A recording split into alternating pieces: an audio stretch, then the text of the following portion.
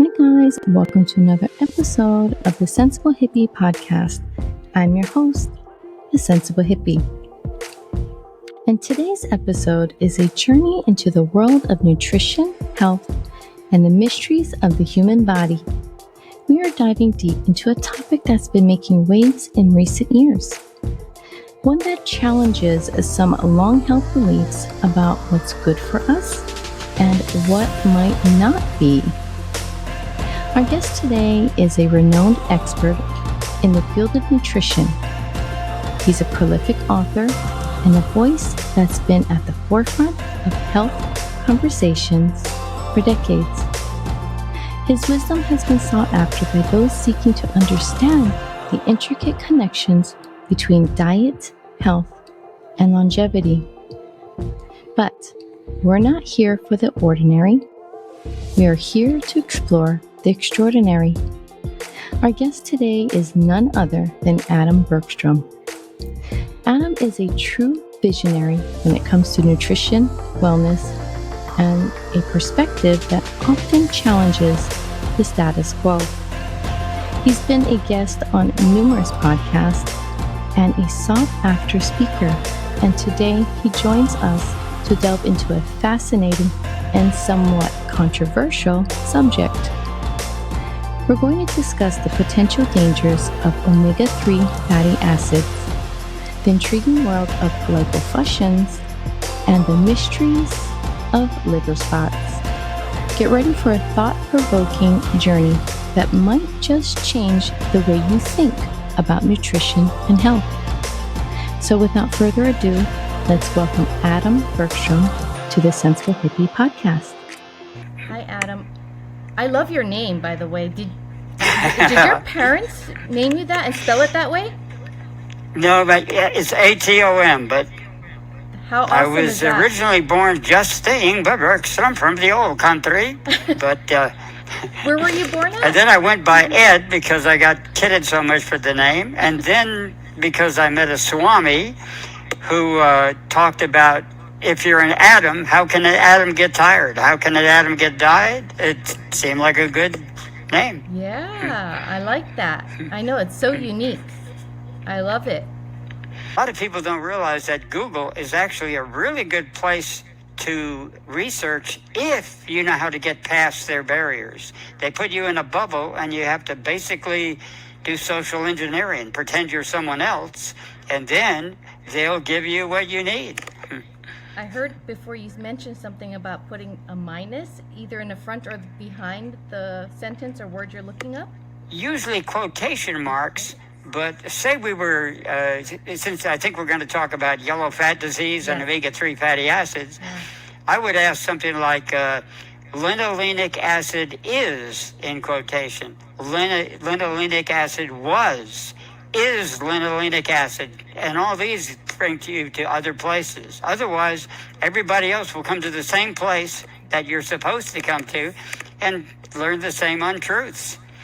But if you go by different tricks, even double entries and different, there's a whole bunch of techniques I've figured out. So for our listeners that don't know you, which I'm sure everybody kind of knows you, but can you introduce yourself and your background? You have an amazing background. Okay, my name is Adam Bergstrom, and formerly Justine Bergstrom from the old country, actually born in New Jersey. My parents were from Sweden. And I became interested in astronomy at a young age, belonging to an astronomical group. We had when I was 11 or 12, we had access to the largest refracting telescope in the U.S. In New Jersey? And then I got interested in yoga and swamis and all kinds of things. Yogananda, I got into TM and all of that. And I was always interested in health, but I didn't plan it as a career till I met a Swami who was a therapist. And I signed up for his Texas Institute of Reflexology, or Reflex Sciences, to basically have contact with him and learn all about the cosmic stuff. But he was a therapist, and he knew everything from acupuncture to chiropractic to you name it. And eventually it just caught on, and here I am, a professional reflex therapist, whatever I do. Muscle testing, colonic therapy, I've done just about all of it. And he taught you that? This Swan? The colonic therapist was Dr. Merrill Roy, who had a colonic school in Tempe, Arizona, someplace in Arizona. It's been a long time. And I did that for a while and worked in a metaphysical bookstore, managed one.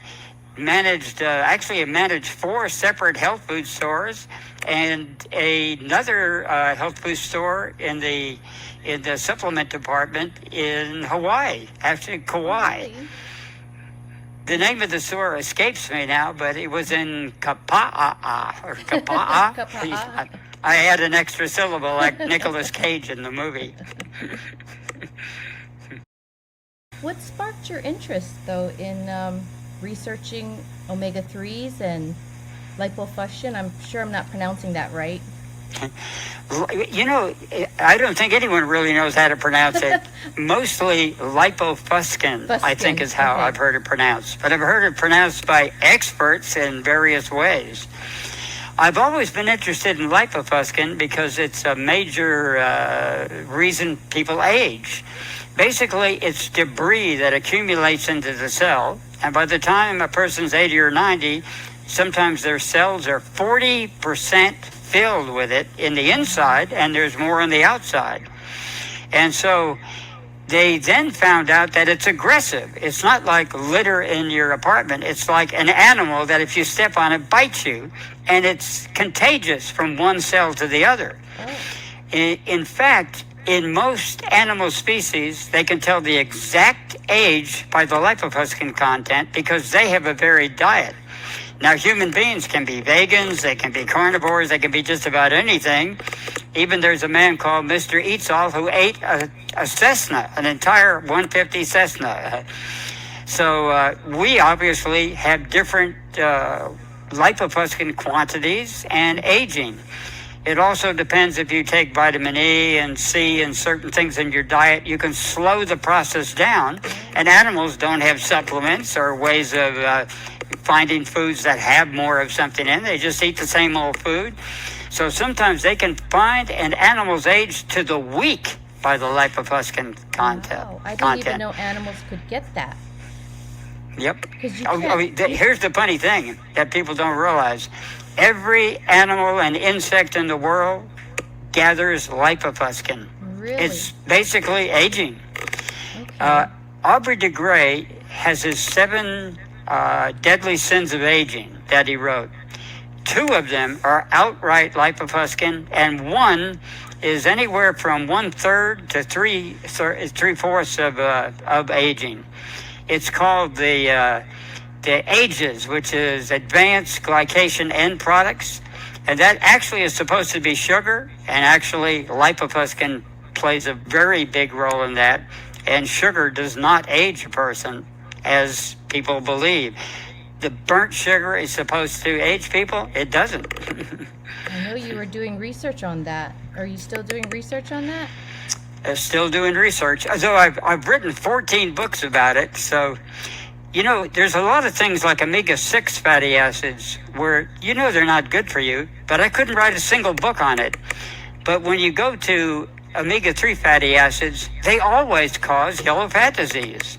So it's so amazing that this scam of essential fatty acids, which was started in 1929, has been going on almost 100 years. And people have believed that they're essential. They are not essential. They are actually toxic. And yet they want people to take fish oils and eat lots of salmon and all kinds of things. Dry fish won't hurt you, and even a cod won't hurt you, except if you eat the liver. Once you eat the liver, you've got omega-3s to deal with, and they age. And that's the vitamin, right? The cod liver oil. That's what they think. Specific. Right. Now, if you're in the North Country and don't know how to get vitamin A and vitamin D, when you can, then once in a while for survival, you could take a little cod liver oil. It at least has some other things in it. Fish oil, just plain unadulterated fish oil, and it is flat bad for you. And I think you correlated that before with they used to use the omega as, I don't remember if you said it was fertilizer or something, and then they stopped it. And then they said, hey, all of a sudden, this is essential for you, the omega-3. That's exactly how it happened. And actually, I ate a lot of tuna in my life. And one of the things that they know, vets know, that cats get yellow fat disease. If you feed them the tuna in cat food, it's not real tuna. They're not going to get yellow fat disease. But if you give them a can of regular tuna, they're going to get addicted to it, and they're going to get all kinds of lumps on their body. Sometimes dogs do that from getting omega-3s that look like tumors that will actually go away once you stop feeding them the omega-3s. And now the very vets who warn against yellow fat disease in tuna recommend putting DHA and EPA in the cat food, which is what causes yellow fat disease. So good for business, I guess, but most of them, to be fair, do not know that they're doing that, or they don't know where the yellow fat disease comes from. Right. I don't think most people do. Now, here's the funny thing. Monsanto knows about it. They've been fighting yellow fat disease for years because they sell it as something to take, and then they sell ethoxyquin, which is basically a super artificial vitamin E that protects ships from blowing up. You can't make this up. By law, any ship that transports fish meal or omega-3 fatty acids has to put ethoxyquin in their load to keep the ship from exploding.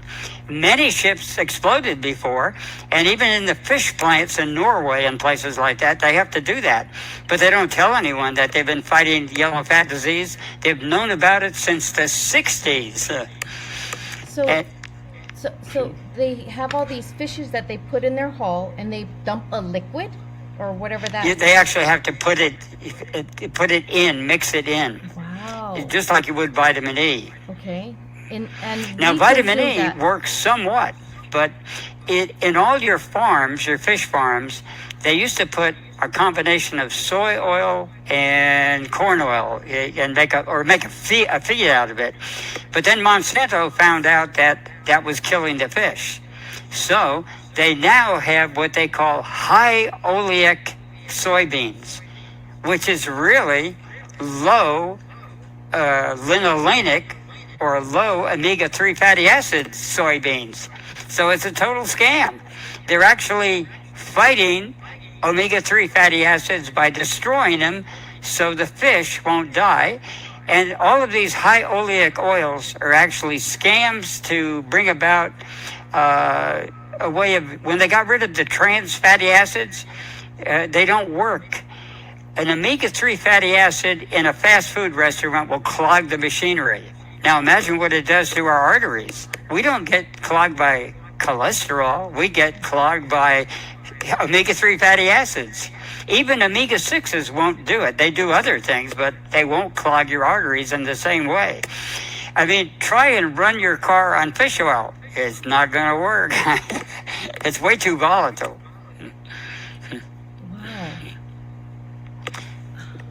Anyway, it's a big scam. There's nothing else I could have written 14 ebooks on. I don't have a compendium of 14 books, and I could write a lot more, but, I had to stop someplace.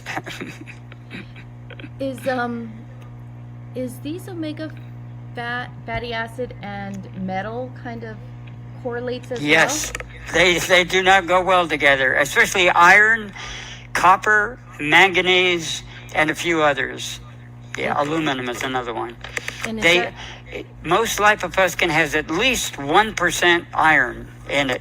And if you don't get iron, it'll use copper to do its damage. Or manganese. Manganese is more favorable. Zinc tends to fight it more or less. It shows up, but it shows up in defense of omega-3 fatty acids. Oh, really? Yeah, so it's still not good to... For men who supplement with zinc, if you get over like 50 milligrams, they're risking prostate cancer. So Really? It's not a good choice to supplement with, except in small amounts or get it in your food. Okay. And these lipofuscin, I know that a lot of people, well, it's correlated with skin aging. How does your body form that? I mean, it's just waste, and it just comes out of your skin. How does that? Basically, it's the same thing that it can happen in your skin wherever your Inside. body's under stress. So if you go out in the sun a lot, the lipofuscin will go into those cells. Now, people can say that person is full of lipofuscin when they have it on their skin, so-called age spots. But actually, their liver might not be under stress, or their spleen, so there might be no lipofuscin in there. It goes to places of stress. When people are under either mental stress or physical stress, that's where it goes.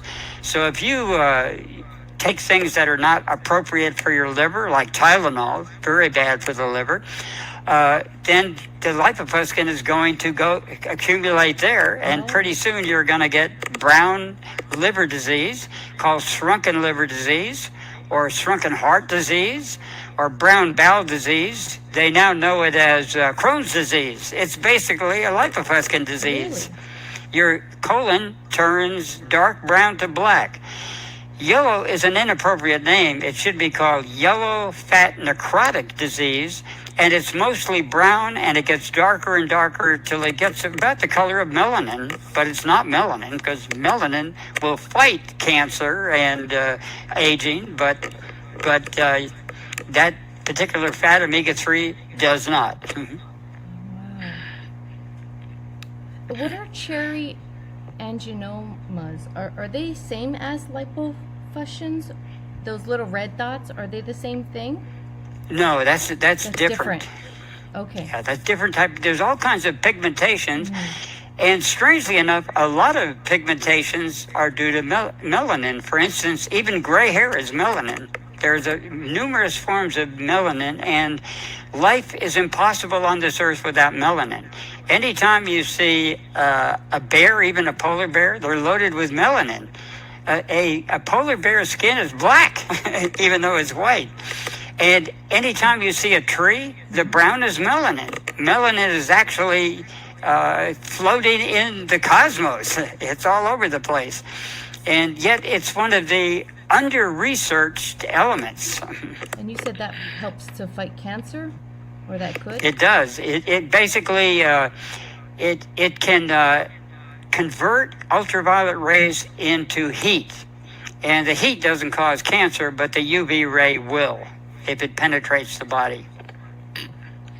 You have great skin. I don't know how old you are, but you don't have any brown spots. I was born before the Second World War. I'll give you a clue. So I've been around a while.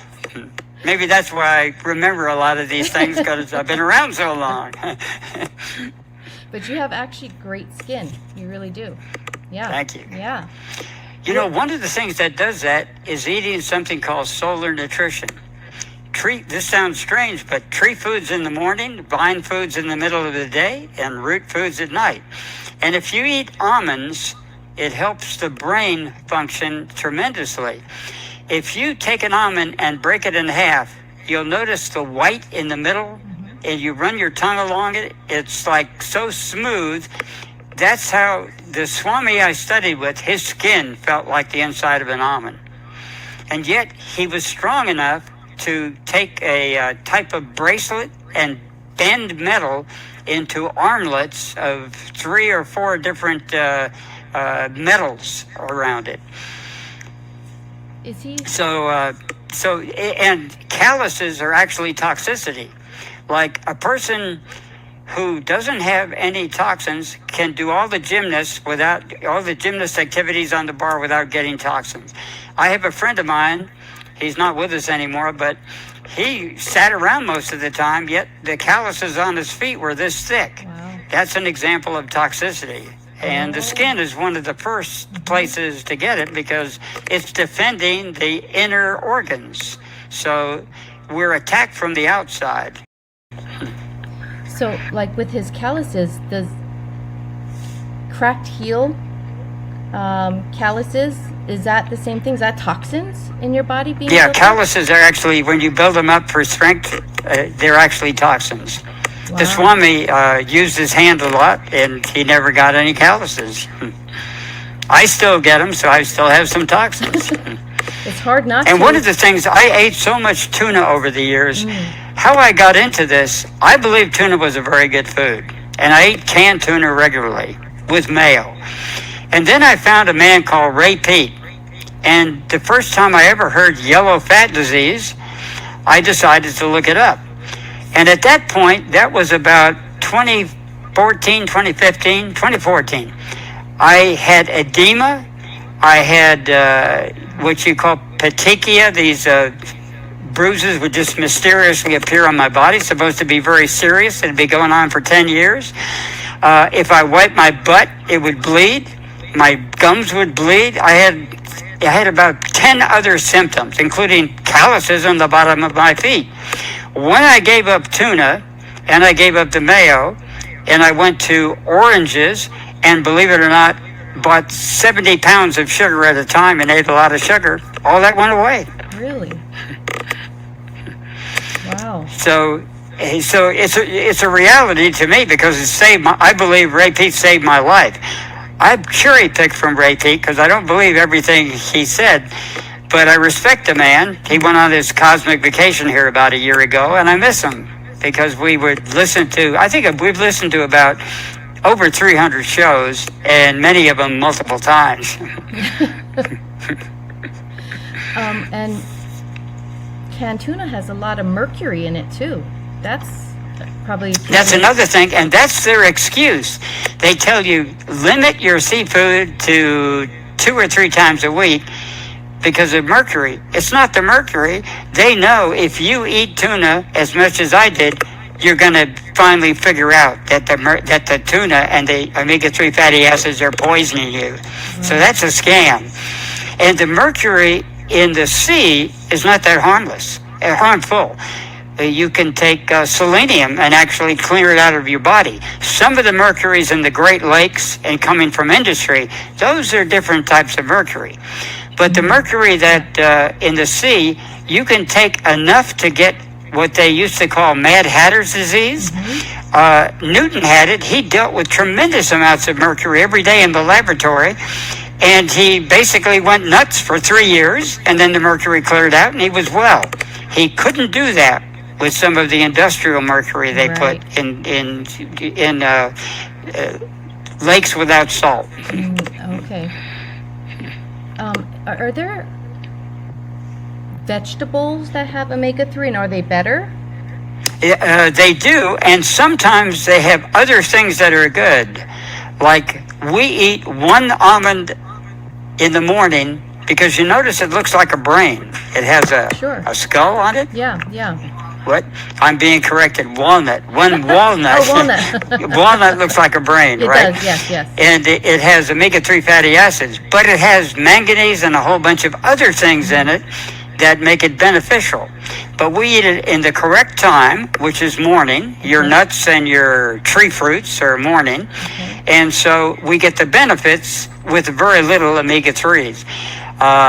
By the way, almond has almost no omega-3s whatsoever. Really? Some authorities say there are none.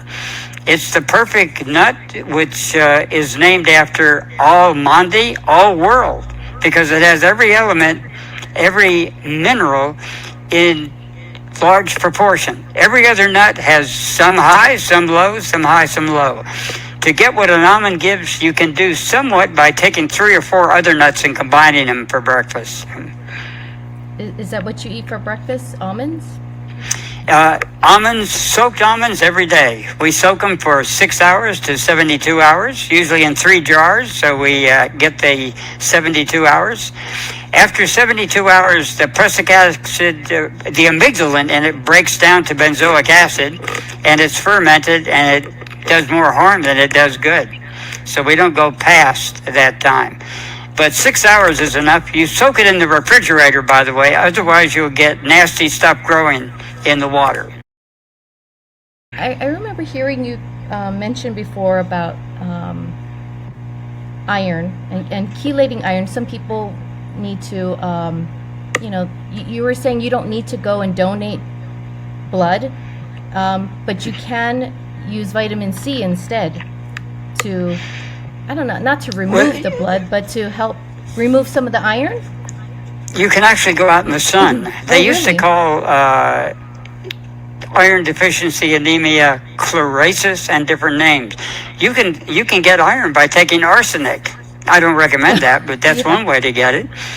Because the important thing is when a person says, I have iron deficiency anemia, do they actually have, you can have anemia from lack of copper, from lack of everything on the fourth period of the periodic table of the elements. You ever see the one that goes iron? Right next to it is cobalt. That's in the blood cell itself. And then there's also zinc and copper. They're all in that line. Vanadium, nickel even. They're all responsible for the iron in the line. Iron is number 26. And it's called iron 56, which is the center of the universe. If the universe stopped operating, everything would break down into iron 56 through fusion from the bottom of the chart and fission from the top of the chart. So we would have vacuum and iron 56 if the universe stopped. It won't, of course. But what if somebody has too much iron? Instead of donating blood, you can take... all you have to do is take foods that utilize iron. Okay. So anything that utilizes, it'll go away by itself. So now there are exceptions to the rule. Some people have a hereditary type of problem. My son does, yes. And they sometimes will have to do that. But they could take certain foods. There's a lot of iron blockers that will keep it from being utilized, and it ends up in the toilet instead of their body. In fact, one way is iridology. A person who has hemosiderosis is one name for it. If you look in the eyes with a powerful magnifying glass, you'll see a swarm of dots, almost look like a swarm of bees, very fine.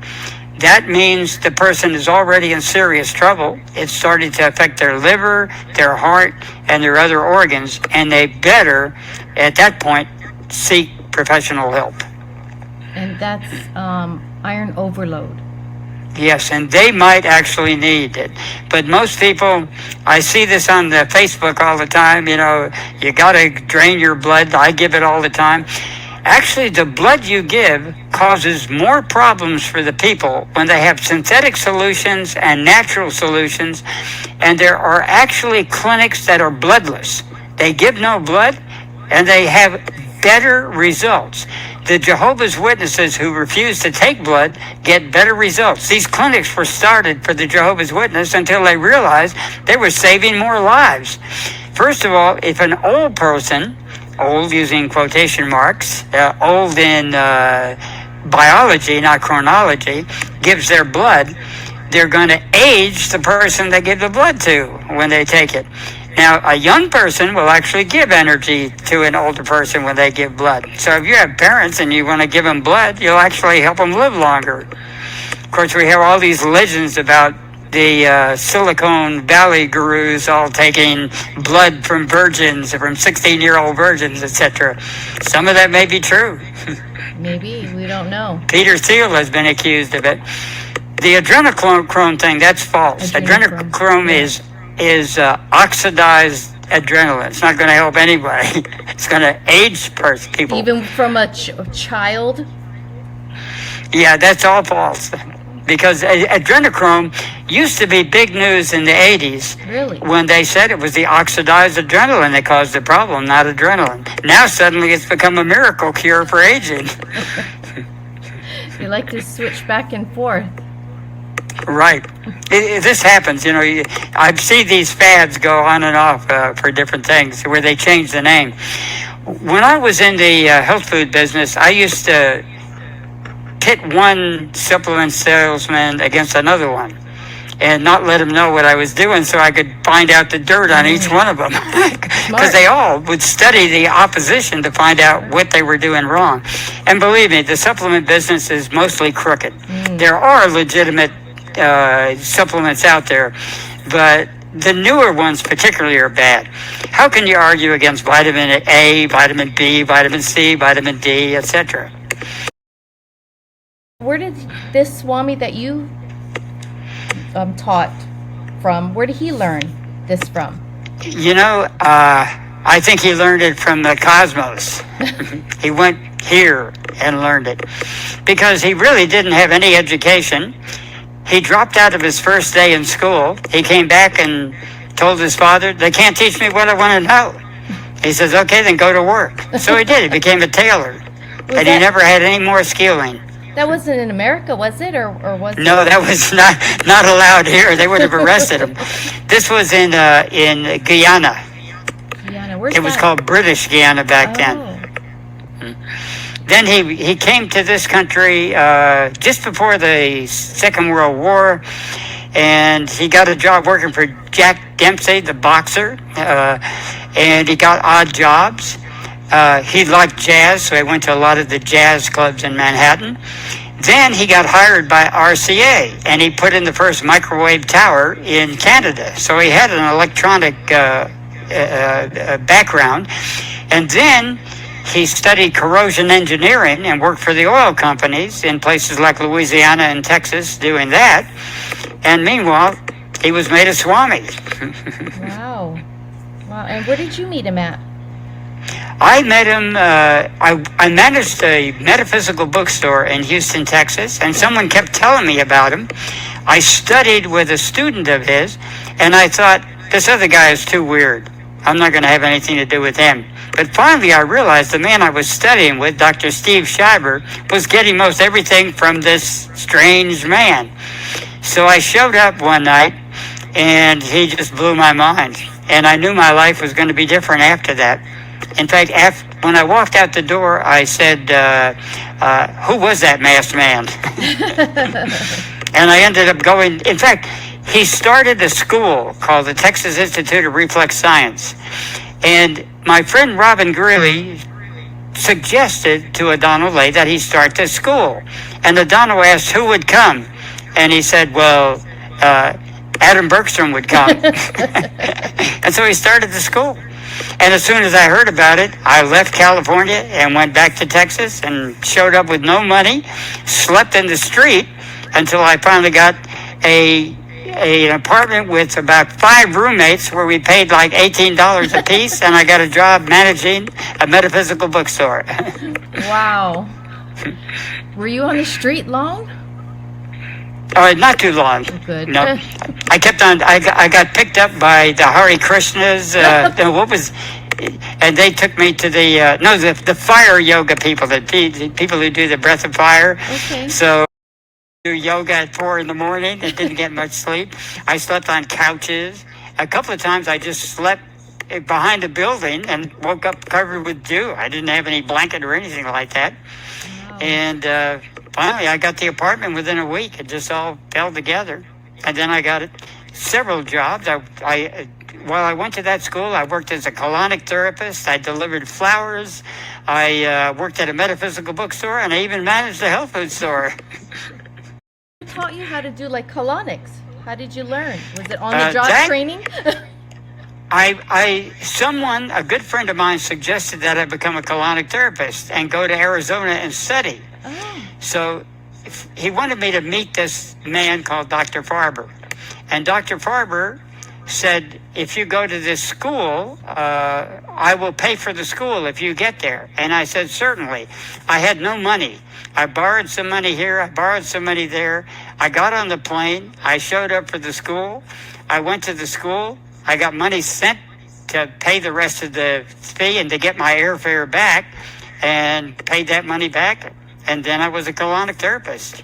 Wow. Did that take long for you to learn? Yeah, I learned it in 2 days. What? It was a 3-day course. And I have the pamphlets. I was introduced as an expert. Pamphlets were all over Houston. This expert comes to town. But fortunately, I had a background through Donald Lay, so I knew things they didn't know. So the chiropractor's wife said it was the most gentle colonic she ever had.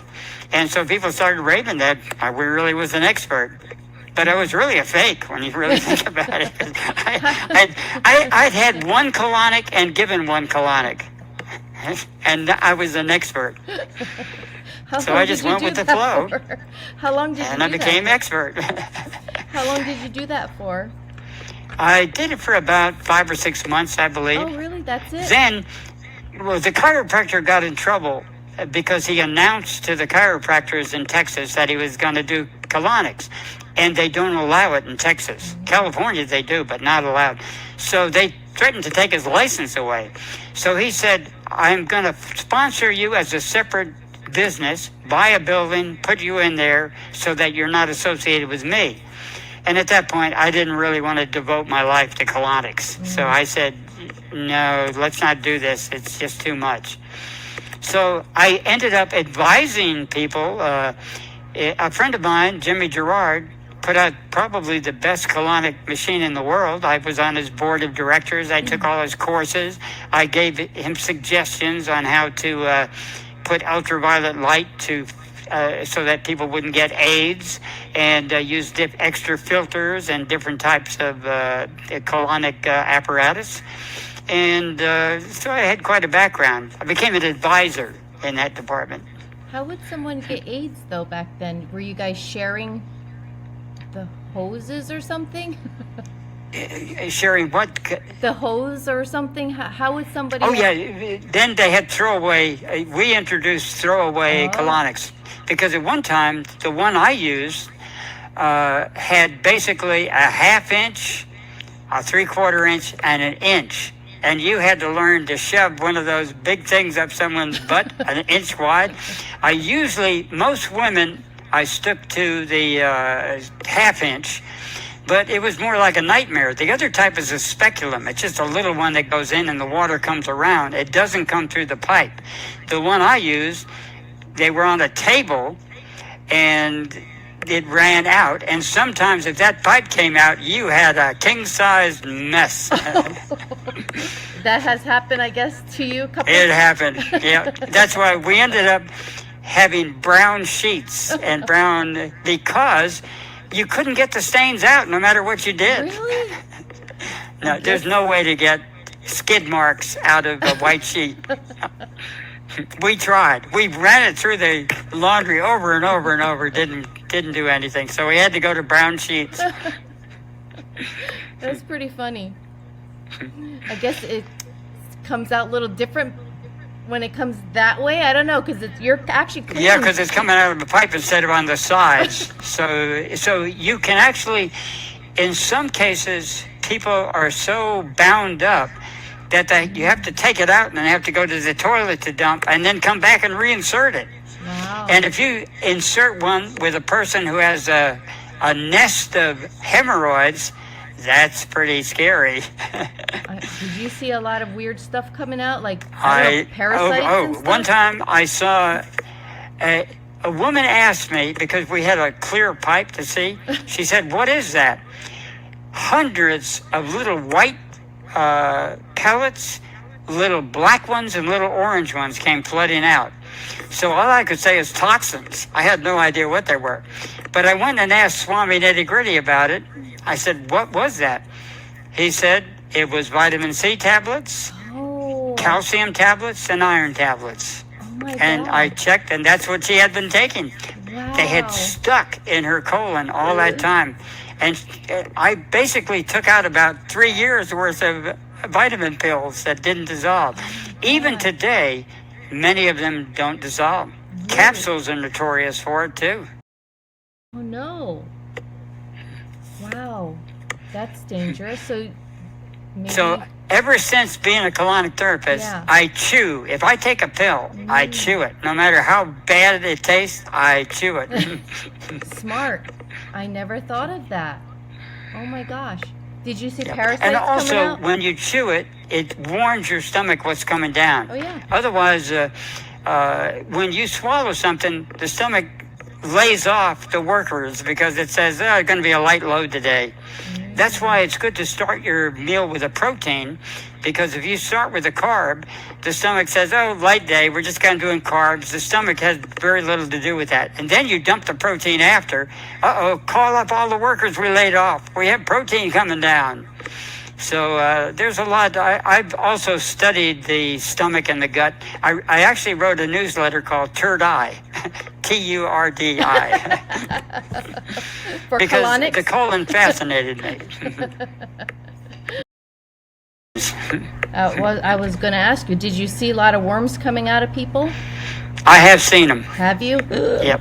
Especially a good friend of mine told me before he came to me, he fasted for days. He gave himself enemas. He gave himself purgatives, and he said, "You're not going to get anything out of me," because he was an ex-Marine guy and a really tough guy.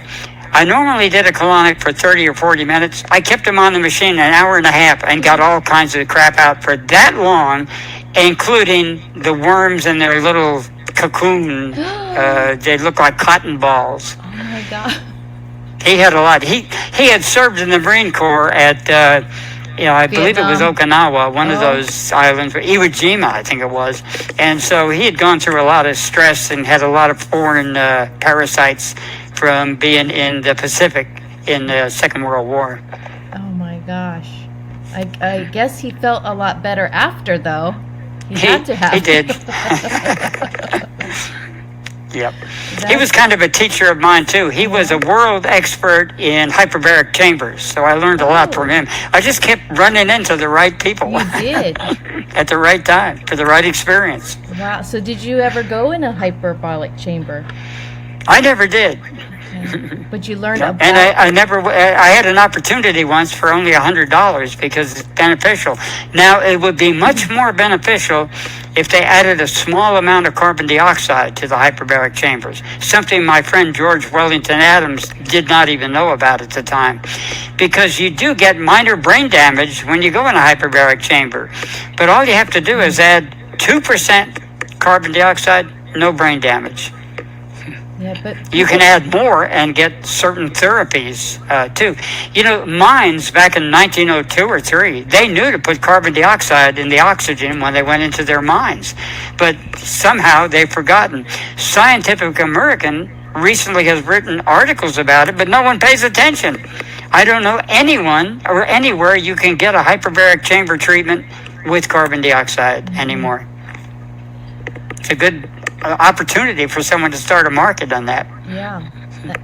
I think I read that carbon dioxide actually helps with cancer. It does. Now, here's the strange thing. It helps with the growth. It stops the growth of cancer. It actually can help the growth of cancer, but it stops the spread of cancer. So it's the amount. What you want to do is have the carbon dioxide in the brain, but not in the intestines. And that's why they invented techniques like Kriya Yoga, where you basically you take the heat in the spine and bring it up into the brain, and then bring the heat back down. As Donald Lay used to say, it's important to keep a cool head and a hot butt. He used another word, but I don't know what the censorship is there. You can say whatever you want. Okay. Anyway, so he said that keeps a cool head and a hot ass. That's too funny. He says you want the heat down in your butt so you can use it for sexual energy and kundalini and all that things. And you want a cool head because that's where the longevity comes from the carbon dioxide being stored in the brain and not being over-oxidative. And can you get to that point by breathing? Yes. I often talk about a yogi who was buried for 40 days in a coffin, and he survived. I first heard about him for years and decades and didn't believe it until I found the British military records where they didn't believe it either. So they said, this crazy Indian guy, they believed they were lower people anyway. Let him prove it and let him die. So they put him in a coffin, buried him 3 or 4 feet underground, put him in a small structure with guards 24 hours a day so no hanky-panky could happen, dug him out 40 days later, and it took him about an hour to revive him, and he came back and he was fine. Oh my goodness. And so the British became so fascinated, they realized it was carbon dioxide that was part of the answer. And they analyzed hundreds, thousands of food and knew the secrets so that a colonel in the British military actually could turn his breath off and die for 12 hours and come back. But unfortunately, in one demonstration, he didn't come back because he hadn't mastered the technique as well as that other guy had. In fact, it was written in a book called The Romeo Era that in England alone, 3,000 people a year are buried inappropriately in England alone. So that's why it's good for anybody listening to this show. Tell your relatives, don't bury me or cremate me or fill me full of preservative. The formaldehyde. Yes, until 3 days at least pass. And you'll find in all cultures, they know about the 3 days. You cannot find a culture on earth that doesn't know about that. That 3 days, the spirit will stay around the body, and you can come back to life, even when the breath stops. Isn't that why they started to make that the dead ringer for the coffins? They did. Right? That's right. They had a bell down there that you would pull the bell. Just in case. That is crazy. I know I've heard of stories where I guess they go and try to exhume the body and they see on the inside of the coffin where people are trying to scratch their way out. That's a lot of times. That's happened. Again, imagine 3,000 people a year in England alone. Imagine the U.S., a lot larger country, and imagine other countries in Africa, India, etc., China. That is it's a common thing. Wow. So always wait 3 days. Yeah. I also wanted to ask you, I know just recently that Japan has decided to release the Fukushima nuclear water to the ocean. I think it's been leaking, though, ever since that happened anyway, but now they're just dumping it. What are your thoughts on that? Are we going to Not a good idea. Fortunately, it's so diluted, it's not going to hurt countries far away, but it is not a good idea for sea life. And one of the things about the green movement, it's really a disguise for the nuclear power. Obama here in the United States was called Mr. Nuclear until Fukushima, and after that they had to back off. But they have a plan now to bring it on, and whether you call it, they have different types of nuclear energy. Do you think that them dumping the water, I know it's a little in there, is that going to affect us or our health and environment? Usually, unless you're really close to it, not really, because after Nagasaki and Hiroshima, there's one guy was in both bombings, and he lived over 100 years old. Wow. So it depends. If you know what to do for radiation, one thing, if you have omega-3 fatty acids, you speed up your exit from this planet. Let's put it that way. Because you want to counteract. Radiation is the same as omega-3 fatty acids or X-rays, the same thing. And if you combine them all, you get a megadose of the same problem. This was written extensively by Emanuel Revisi, who went into why that happens and why he was an expert with the Navy for radiation and for omega-3 fatty acids. In fact, we partly use omega-3 fatty acids because he used the therapeutic part of it with the bad part of it, and they left out the bad part. You see, you can take omega-3 fatty acids if you have a transplant, because how it works on immunity, it doesn't build immunity, it cuts off immunity. So you don't want your immunity after a transplant. Right. So that's an appropriate time to actually take salmon or take fish oil at that point. Cod liver oil would be a better choice, because you want the immunity shut off until the body can get used to it, and then you cut down on your omega-3 fatty acids. Once you've had a transplant, you probably might need a little. So there's always a yin and a yang. That what's bad for most people might be crucial for another group of people. Right. True. Wow. Are there any upcoming projects that you're excited about, or that you're working on or gonna work on? I'm interested in water lately because it's unlimited. We have hundreds of trillions of gallons of hundreds of billions of gallons coming over our sites 40 times a year, and you can take it out with humidity. Basically, people know that if you make a swamp cooler, you know how it generates water, you can get it right out of the air without bringing on any rain whatsoever. And you can bring thousands of gallons. We could actually regreen the entire Sahara Desert. It's all been linked out. I am in contact with a guy who was into designing that. Then right here in Hawaii, they know that primary water is available on the tops of the mountain, not in the valley, not in aquifers. It comes from magma deep in the earth, unlimited, and it's made through fire. You have hydrogen and you have oxygen that run our engines. What comes out the tailpipe? Water. Sure, So yeah. water's, and if you don't go there, you can go to nets, fog nets, like they use in Chile and or I believe it's Argentina and other countries that are dry right out of the desert. And you can also plant conifers. Conifers are self-watering when they have fog. 1/3 of the water that supposedly falls out of the sky in California along the coast actually comes from dripping off conifers self-watering themselves. But we cut down all the conifers, and then what do we expect? We're going to have a desert here in California. Every time a housing project goes down and they cut out the conifers, they're going to catch fire. They're going to catch fire because you took all the water away, and the trees are what saves. Why we're having all these forest fires is they're cutting down all the conifers. That includes cedar. Anything with a needle, basically, can't hold the water.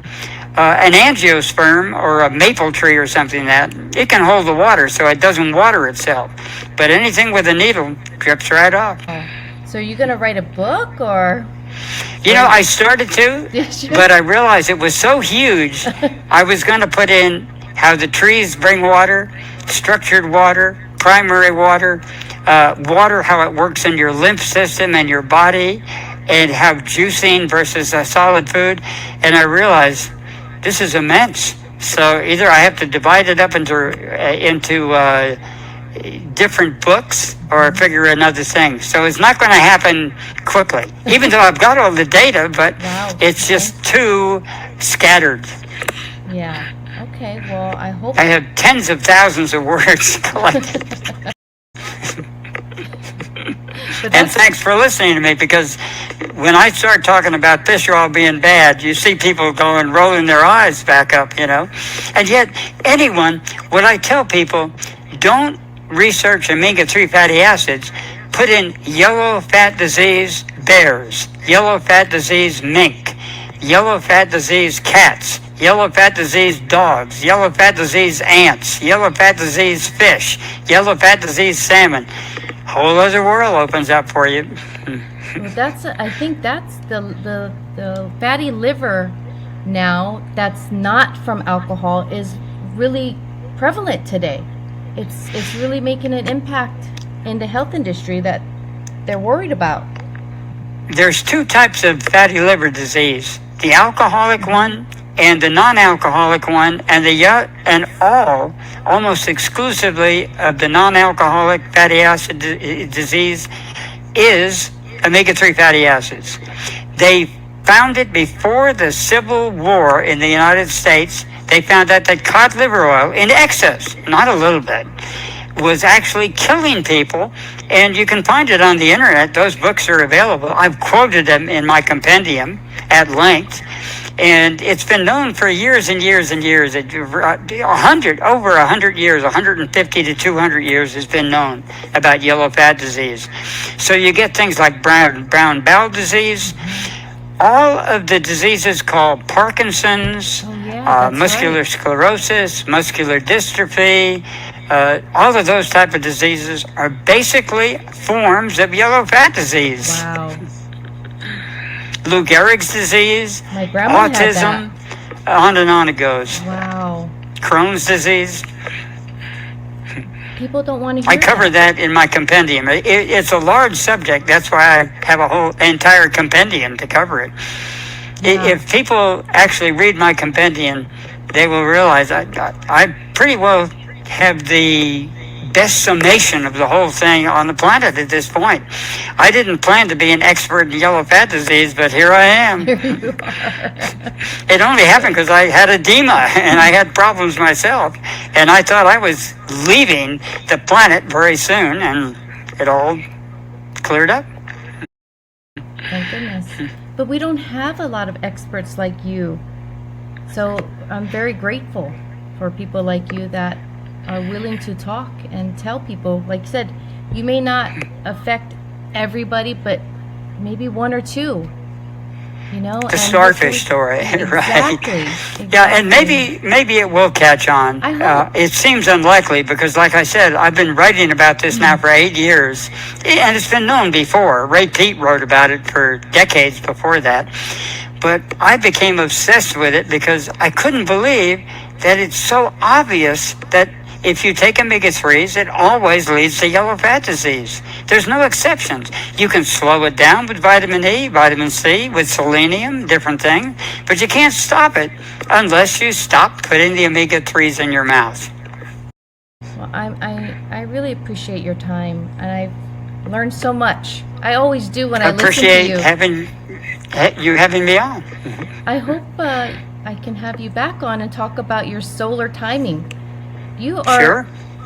full of knowledge, and if you don't mind, I'd like to have you come back and talk about the other stuff. I would. I think we figured out how to get on now. So. I think. I know. So sorry. And that concludes today's eye-opening conversation with Adam Bergstrom. I hope you found this discussion as enlightening as I did. You can connect to Adam and access more of his valuable insight on his website, solartiming.com, and on his Facebook, Adam Bergstrom. I will link that in the show notes below. And if you want to stay updated on the latest episodes and dive deeper into topics like today, be sure to subscribe to the Sensible Hippie Podcast on your favorite podcast platform. And as we wrap up, we'd like to express our sincere gratitude to Adam Bergstrom for sharing his expertise and insight with us today. It's been a true privilege. And to our fantastic listeners, thank you for joining us. Your support and curiosity drives us to keep bringing you thought-provoking content. Until the next time, stay sensible, stay curious, and keep exploring the fascinating world of health and wellness. Take care. Bye.